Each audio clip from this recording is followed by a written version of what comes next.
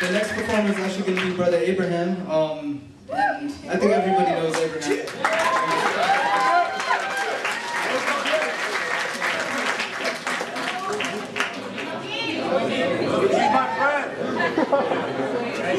I know Abraham. Hello everybody. I'm very thankful for being part of this event, and just want to share with y'all and be here and see everybody's performance, man. Y'all got down. Right here, yesterday I put this together yesterday, like at 2 in the morning when I was writing. It's about what's going on in Arizona with the 1070 law, and just about they're attempting to legalize as if it was an already common practice, you know, racial profiling, and so an attack against our communities, AB 540 and many other people. So I thought I would write this down and just wrote down some thoughts. We are here standing strong in Arizona, where neo-Nazis want to steal our aura, but my people take a stand like giants crossing over the border. What is law when it produces no order, or economics when it fails to supply the demand for some water? For years they subverted democracy and trained their paramilitary forces, exploited our people and plundered our natural resources, injecting us with greed and violence in lethal doses. They attempted to put the giants to sleep, but prophecy asked for a promise to keep. So now I have awakened as a blind man with an incredible vision, lost in the darkness of my heart's intuition, walking the raw unpaid path set by my propositions that at times lead me into head-on collisions, but I always overcome the conditions, like my people surviving through colonization and slavery, with their heart and their bravery, dreaming about how freedom would be. Dreaming about how freedom would be. They told me that overcoming the odds was like trying to reach unreachable heights. Like a Christian being sent to hell and coming back with the Christ. Like a slave leaving slavery and coming back with his rights. Those that cursed left it up to karma. Karma left it up to us. Daddy left it up to mama. Mama said the struggle is a must. The priest took us and had us pray inside of missions. Now cops take us to pray inside of prisons. Brainwashed by their twisted visions, making us turn against each other and acting vicious. But my nature is to go against their wishes, to resist like an Apache until they catch me, dodging the tracers, my heart pumping relentless, feeling the heat and rain like in the tropics. I socialized the property of light and did away with optics. American neo-Nazis thought their system was bulletproof. Some complained of glass ceilings, son, and broke through an iron roof. And now they attempt to hide the truth. Everyone is rushing to the top of the mountain.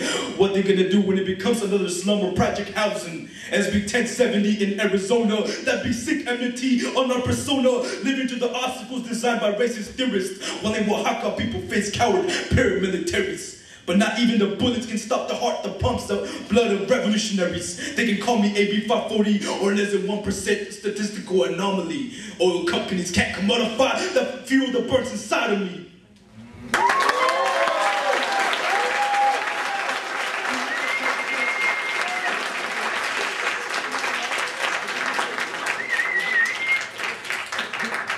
I'm gonna share one more with y'all. Sorry, for this one I can't stay still.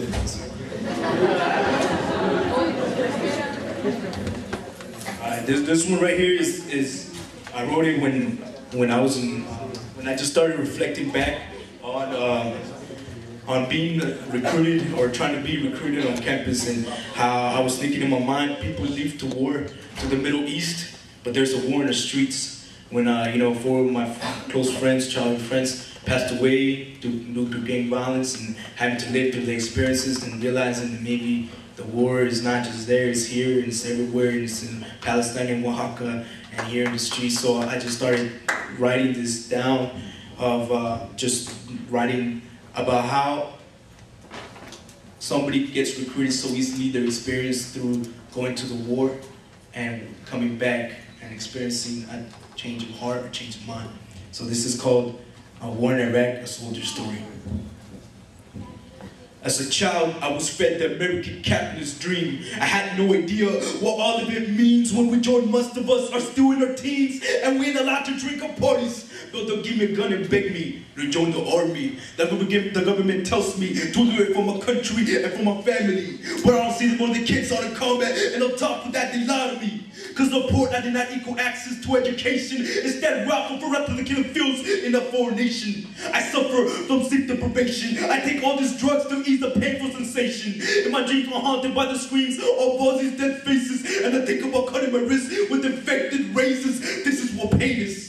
But at the time it seemed like it was my only choice. In a place where if you're poor, it's as if you lack a voice. Now I'm back in Iraq, heard about every noise. If a stranger ever asked me if I kill for money, I say never. But that's the only reason why I joined the army.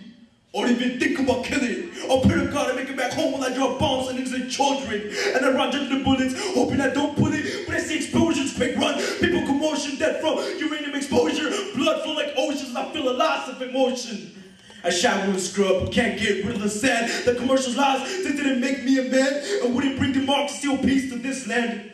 But while I'm here, it helps to dehumanize them. So I cannot care whenever I blast them. They try to kill to be patriotic and brave. It was a that or be a home as a corporate slave. But I never imagined they ordered me to torture an Abu Ghraib. Let coping, witnessing and having to murder. Suffer from post-traumatic stress disorder. Count air stress and counter bombs and mortars. And in reality, I was killing for quarters when they made billions in profits. While some of my comrades came back in their coffins. Now I understand that all of it's nonsense. Now I understand they'll say whatever when they're running for office. Now I understand this isn't a war against terror or fascist Islam. This is a war against the poor. How can I keep my fists calm? While they worship economic mysticism, praying to American capitalism, attempting to veil with cronyism. It's like attempting to block out the sun with your finger. Or trying to ignore the fact that we pay taxes to buy bombs are dropped on innocent children. While we safely tuck in South building, the stare at death, while we stare at the ceiling. While Halliburton makes billions of systematic killing and genocide. God Israel wants a million lives. Cause the poor people paid in blood. Y no solo allá, también en la esquina. No solo allá, también en Oaxaca y Palestina.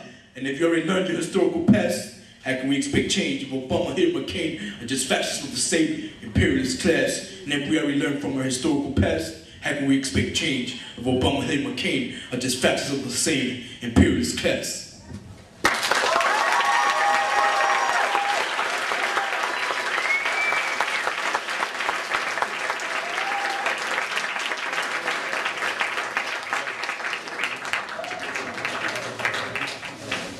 Do you want your water tube back, Abraham?